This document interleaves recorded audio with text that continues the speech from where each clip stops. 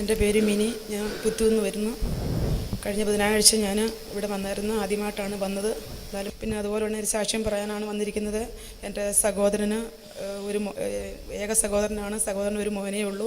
അവൻ എറണാകുളത്ത് പഠിക്കാൻ പോയിരുന്നതാണ്. ഫുഡ് കഴിക്കാൻ ബൈക്കിനകത്ത് 3 കുഞ്ഞുങ്ങളുമായിട്ട് പോയിരുന്നപ്പോൾ ടിപ്പർ വന്നിടിച്ച് അതിൽ 3 കുഞ്ഞുങ്ങളും റോഡിൽ വീണ്. അതിലൊരു കുഞ്ഞ് തൽക്ഷണം മരിച്ചുപോയി. ഒരു കുഞ്ഞ് കോമ സ്റ്റേജിൽ കിടക്കുന്നു. എൻ്റെ സഹോദരൻ്റെ മോന് വെന്റിലേറ്ററിലായിരുന്നു. ഞാൻ പിന്നെ വോയിസ് മെസ്സേജ് അയച്ചപ്പോൾ റോയി പാസ്റ്റർ പറഞ്ഞു, സഹോദരിയോട് ഭവനത്തിലൊരു വിടുതലുണ്ടാവുന്നുണ്ടെന്ന് പറഞ്ഞു. ഞാനൊരു 2:30 ആയപ്പോൾ ഞാൻ എൻ്റെ എല്ലാവരും എറണാകുളത്തുണ്ട്. പിന്നെ രാജഗിരി ഹോസ്പിറ്റലിലാണ്. മോന് 20 വയസ്സുണ്ട്. അവൻ സംസാരിക്കുന്നൊന്നുമില്ല. വായിക്കൂടെ മൂക്കിക്കൂടെയൊക്കെ ട്യൂബിട്ട് അവന് കിടന്ന് ആകെ വയലൻ്റ് ആവുമായിരുന്നു. ഇവിടെ നിന്ന് അങ്ങ് ചെല്ലുന്നതിന് മുമ്പേ എല്ലാവരും ഹോസ്പിറ്റലിൽ കൊണ്ടുപോയി.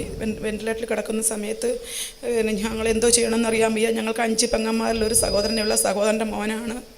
അങ്ങനെ സഹോദരനാണ്. അങ്ങനെ പിന്നെ ദൈവസന്നിധിയിൽ കരഞ്ഞ് ഞാൻ വോയിസ് മെസ്സേജ് അയച്ചപ്പോൾ ഇതുപോലെ സംസാരിച്ച് പറഞ്ഞു. ഞാൻ പിന്നെ ഒരു 2 മണിയായപ്പോൾ വിളിച്ചപ്പോൾ പറഞ്ഞു ഒത്തിരി വ്യത്യാസമുണ്ട്, വെന്റിലേറ്ററിൽ നിന്ന് മാറി സൗഖ്യമുണ്ടെന്ന് പറഞ്ഞു.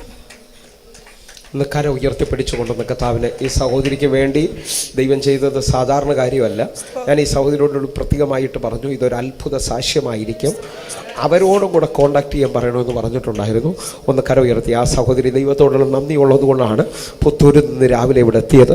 അല്ലെങ്കിൽ അകലെ ഇത്രയും ദൂരം ഒന്ന് ഓടി വന്ന ഈ സഹോദരിക്കായിട്ട് ഞങ്ങൾ 1000 നന്ദി ദൈവത്തിന് നന്ദി പറയുകയാണ്. കർത്താവെ, അങ്ങേക്ക് മാത്രമാണ് ഇതിന് മഹത്വം ഉള്ളത്. ഞങ്ങൾക്ക് ആ ഹോസ്പിറ്റലിൽ പോകാൻ പറ്റിയില്ല. ഞങ്ങൾക്ക് പ്രാർത്ഥിക്കാൻ മാത്രമാണ് പറ്റിയത്.